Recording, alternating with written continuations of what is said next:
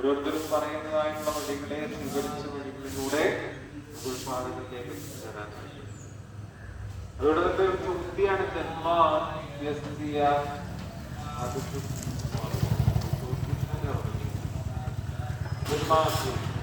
ഈ ജന്മാദ്യത്തിന് കാരണം എന്താ?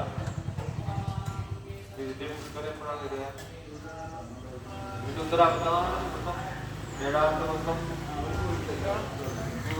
പറയുന്നത്.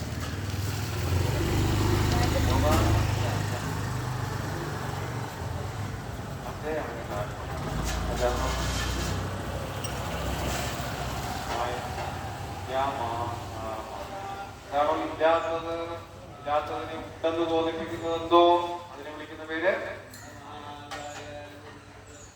ഈ മായയാണ്. കാരണം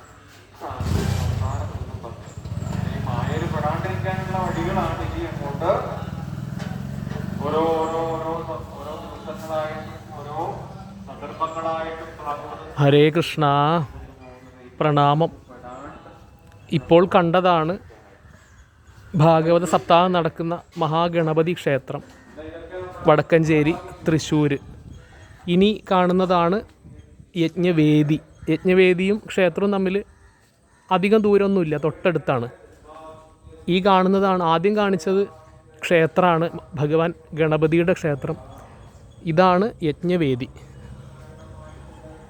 യജ്ഞവേദി ഇവിടെയാണ് സപ്താഹം നടക്കുന്നത്. ഇന്ന് പ്രഭാതത്തിൽ 1-ാം ദിവസം ആരംഭിച്ചു. സമൂഹാർച്ചനയോട് കൂടിയിട്ട് ഭഗവാന്റെ അനുഗ്രഹം കൊണ്ട് തുടങ്ങി. ഇനി കുറച്ച് നേരം പാരായണം, പിന്നെ പ്രഭാത ഭക്ഷണം കഴിഞ്ഞതിന് ശേഷം പ്രഭാഷണം.